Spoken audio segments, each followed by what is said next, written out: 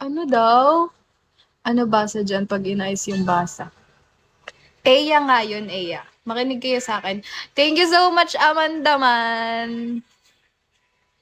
Thanks naman so much.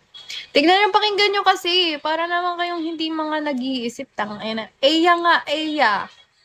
Kinig kayo.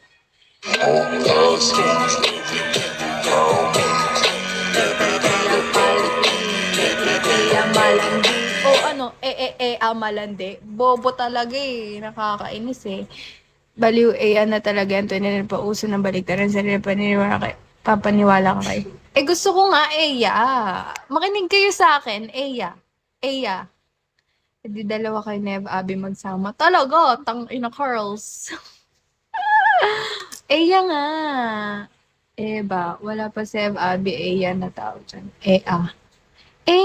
Bakit Gen Z na nga, di ba? So, dapat Eya. Eya. Kita ko yung Eya mo dun, no? Ea.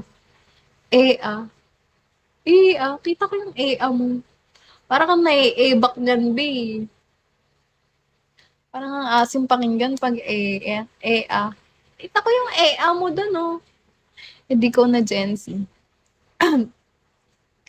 Pinaangas lang yung Eya. Di ba, Eya dapat? Eya. Parang ya. Oo nga. Eya. Kasi parang rich girl ang bango tingnan pag Eya. Pero pag tangina curls, parang umuwi ka doon, maligo ka, yung lip tint mo, pulang-pula na naman. Ganun. So, pag Eya, baka hindi putang ina. Bakit kayo ganyan? Bak. Wait lang na bak ako.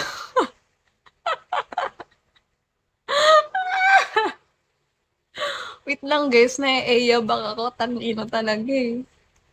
O, totoo naman na. O, sabi ko kanina, di ba? Kung nakakabisado yung mga sinasabi ko, magtutugma-tugma yan. Abak. Di ba sabi, abak?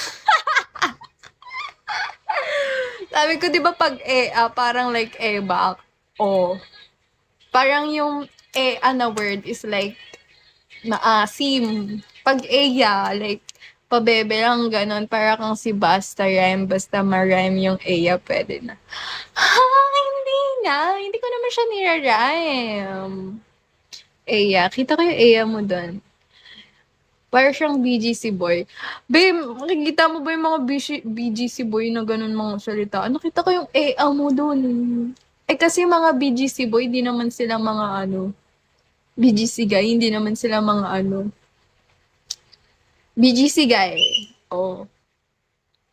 Hindi sila mga like, hindi matitigas yung mga salita nila. Right. Above talaga. Above. Above. Sige na nga, hindi nyo kasi ako mag-gets. Ako na lang to. Sige na.